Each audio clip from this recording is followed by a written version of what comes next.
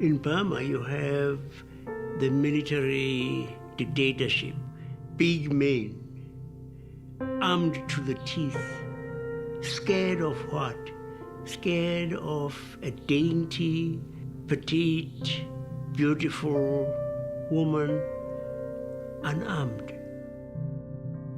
Quite often, people who are great in terms of ideas, in terms of vision, in terms of commitment, they don't see themselves as symbols that the rest of the world sees them. And I'm quite sure she has no time to think of how great she is, what a symbol she is, how inspiring she is.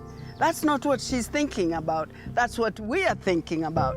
You don't see one single grain of resentment, or pain, or anger, or sorrow. Every single word is focused. That is what she has to do. It's easy for the world to turn their back on Burma because you hardly ever read about it in the paper.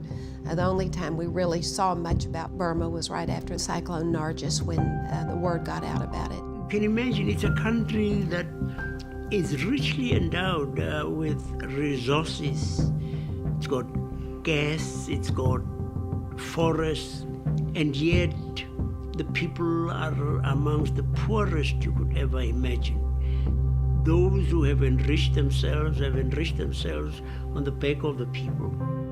When she was released, and I saw her on CNN, and people were all over her, and she had a lot of energy and enthusiasm. That takes a lot of determination, it takes a lot of courage to be able to be in that frame of mind when she had been in house arrest for years. That energy is the call that she hears every day from inside her, the call of her people for the restoration of their human rights, of their dignity and their honor. I had the chance to talk to her on the telephone, and we both assumed that the telephone call was bugged. But still, it was great to hear her voice, to hear the enthusiasm in her voice, and she did seem to have that very strong energy, and I was glad because I had no idea what it would be like to be under house arrest for so many years and to be so discouraged, as she must have been during those many years, that nothing seemed to change in Burma. People are not fools. Ultimately, they know who are their real leaders.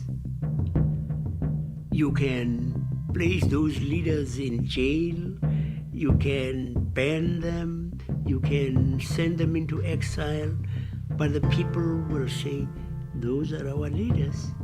We have to continue talking about Burma all the time, about the youth in Burma, about the women in Burma, about the farmers in Burma. We have to put the people of Burma on the agenda in every discussion. Hers is a great story of courage, of determination, of trials and tribulations that have been overcome. All of us are inspired by people who are able to stay on course even when they are tried to the maximum. There is always going to be one day when you say, I'm losing courage today. I want to see light. I want to see a person who is a symbol for human rights and dignity. And that person to me is Aung San Suu Kyi.